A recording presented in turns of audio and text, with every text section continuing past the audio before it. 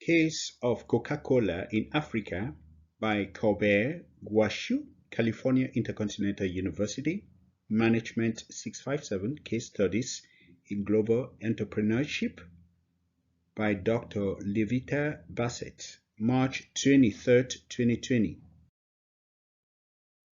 Our 5-point agenda is as follows. First, introduction, under which we have the global business environment and the problematic and purpose statements. Secondly, discussion highlight with Coca-Cola's main case study, under which we have various issues discussed here, like we explain international business versus global business, resource versus institution views. We explain how Coca-Cola can leverage resources and capabilities. We explain how Coca-Cola blends resources and institutions. And under this same aspect, we discuss political, legal, economic issues that needs to be investigated when choosing to enter a new global market. And we also discuss, even though not mentioned here, we also discuss ethical and cultural issues that everyone needs to consider when choosing a potential new marketplace. We conclude and make major recommendations on a third point, and then we have our references, and we end with thank you and Q&As. Introduction: Global business environment. The internalization of trade and its corollary, the lifting of trade barriers and the intensification of digitalization, the free movement of people, goods and services, and virtual exchanges has increasingly fostered the notion that the world is a global village, Peng 2015. In this village, various players from around the world interplay, and that affects domestic and global economies. Interestingly too, emerging economies, notably Brazil, Russia, India, China, and South Africa, the BRICS, are becoming increasingly more present and impactful. Facts. With over 1 billion people with a per capita income ranging between 2,000 and 20,000 US dollars, BRICS represents over 40% of the world's population and 25% of land, and its influence in the world can no longer be underestimated. China alone has doubled its GDP in 10 years, something that the United Kingdom did in 150 years and the United States achieved in 50 years, Peng 2015, indicative of the dynamism and emerging economies, but also the catalytic effect of multinational enterprises in creating growth and supporting economic development. While interconnectivity and internalization have increased, cultural shocks have deepened, and digitalization paradoxically widened social distancing. Alfandary, 2015. Problematic and purpose statements. Thanks to foreign direct investments, companies like Coca-Cola, the largest employer in Africa, have expanded, consolidated, and dominated foreign markets, and hence contributed to create jobs in both domestic economies. But the narrative is gradually shifting, with multinationals having to face tremendous socio-economic, cultural, and political challenges to suit their foreign presence.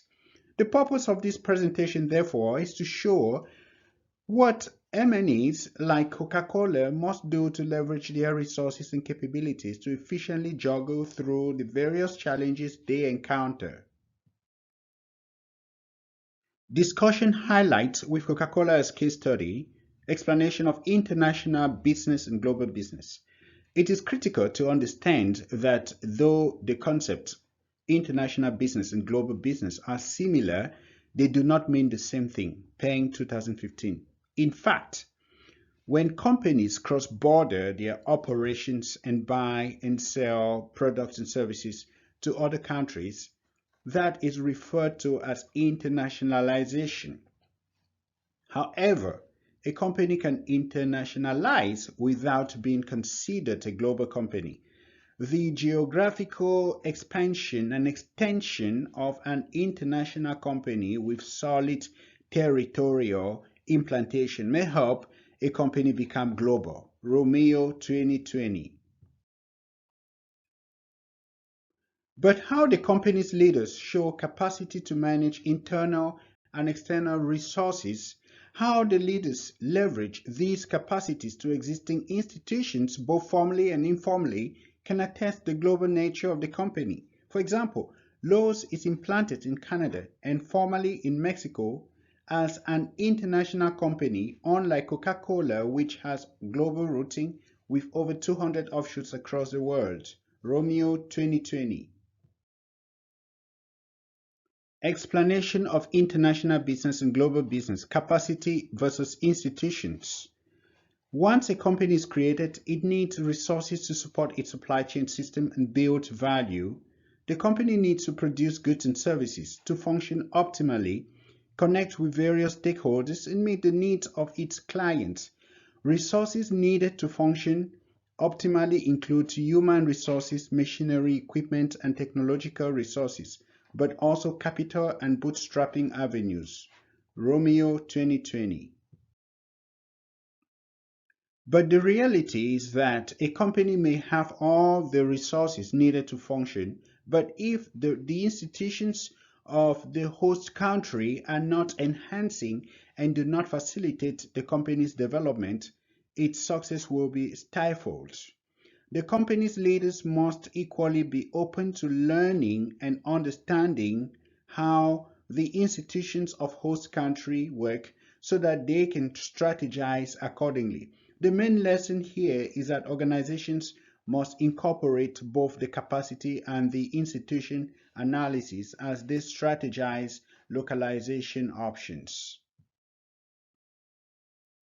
How Coca-Cola leverages capacities and institutions to succeed. Mastery of supply chain system. Coca-Cola has been around for over a century, and with experience comes knowledge, and with knowledge comes distinctive competence and competitiveness.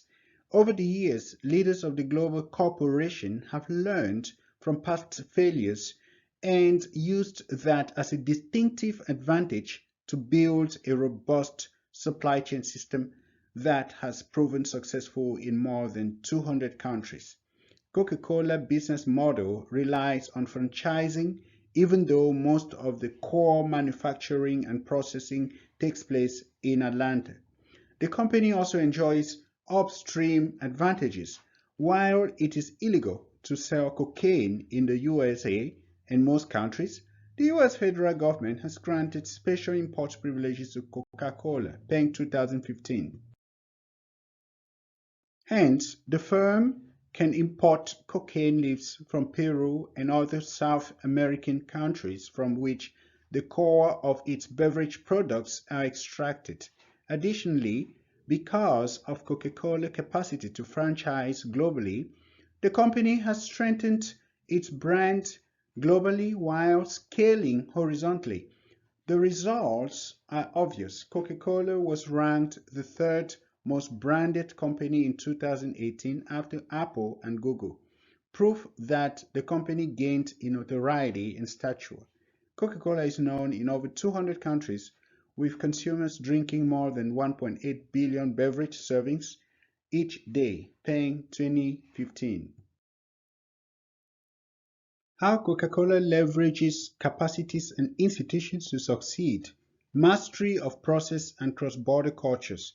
Coca-Cola does not hide how the ingredients that its engineers and taste technicians mix to produce the juice.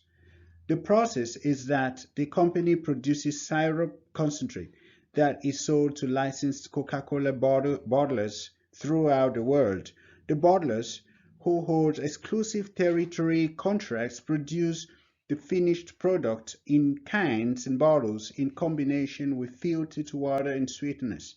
But behind the company's success is the distinctive competence of its leaders and how the leaders were able to conceal their product's formula for almost a century, making Coca-Cola highly valuable yet hard to imitate. Besides, Coca-Cola leaders have acquired dexterity in adapting the drink taste to suit different countries and cultures.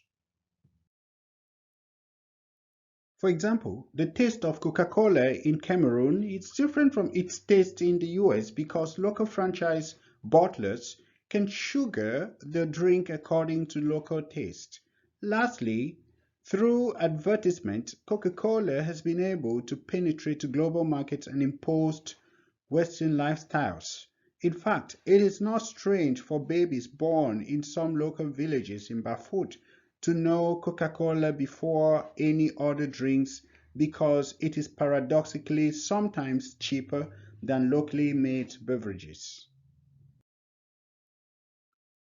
What political, legal, and economic issues need to be investigated when choosing to enter a new global market? Because foreign markets are structured and organized differently, because institutions and laws vary depending on the political system and how the economy is run, it becomes imperative for global leaders to adopt an investigative mind and to do their due diligence before investing on foreign soil. In emerging and developing economies, for example, it is common for political regimes to be authoritarian, which means that there is limited respect of human liberties and fundamental rights. Lazada 2017. Also, the legal system in those countries is not often respecter of fair and equitable delivery of justice indiscriminately of race, gender, religion, and nationality. Because of what precedes, global leaders who invest abroad may face tremendous difficulties in repatriating earnings and dividends.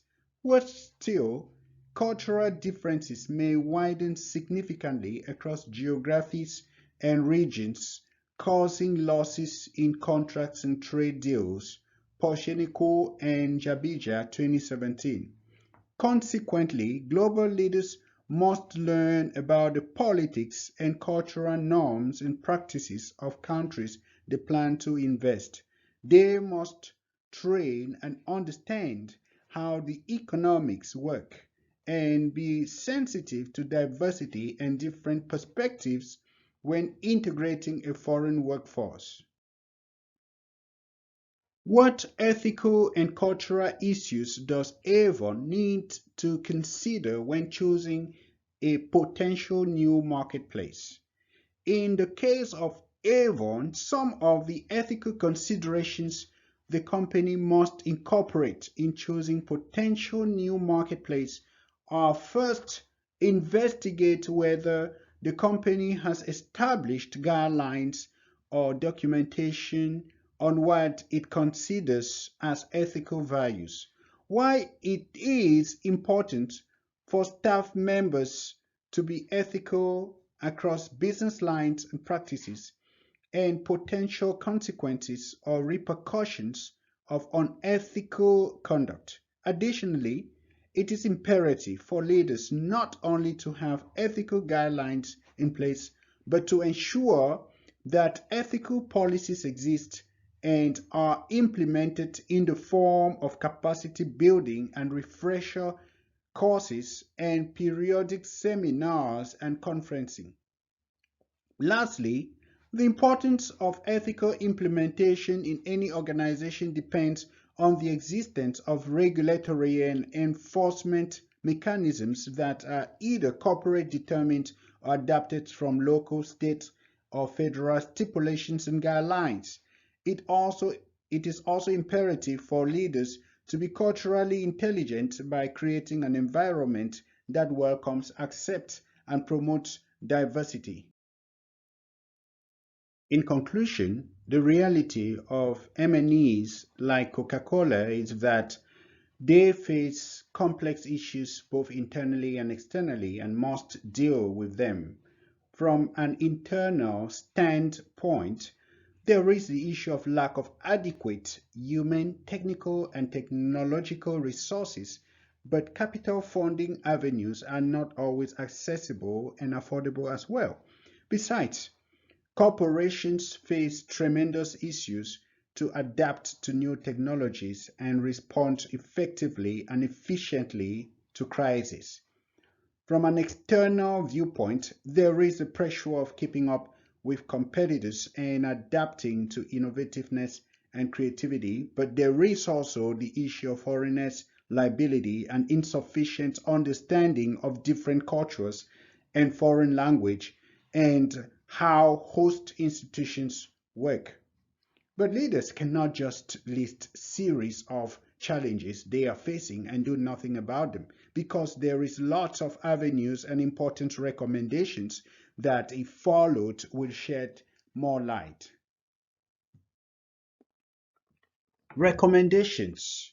There are things that can be done both by corporate leaders and host country officials to incentivize and support their global initiatives. Leaders can educate and train themselves and their staff members on how foreign institutions work and operate.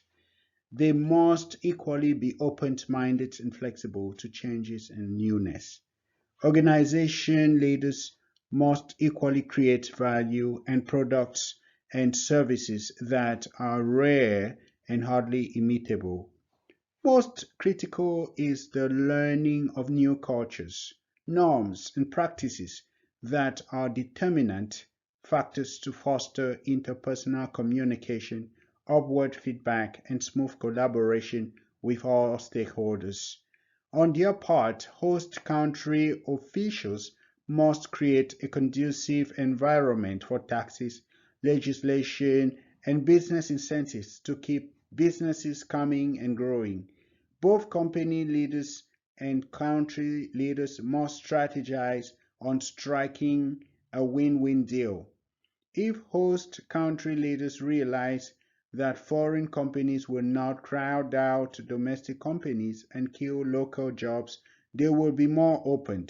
Likewise, if company leaders are reassured that they can easily repatriate their earnings and that they can operate with minimal red tapes and bottlenecks, they will develop the propensity to invest and stay.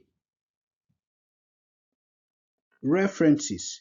Below is a list of authors and scientific papers and articles that I consulted before doing my presentation. Thank you for your attention. If you have any questions or remarks, please feel free to ask.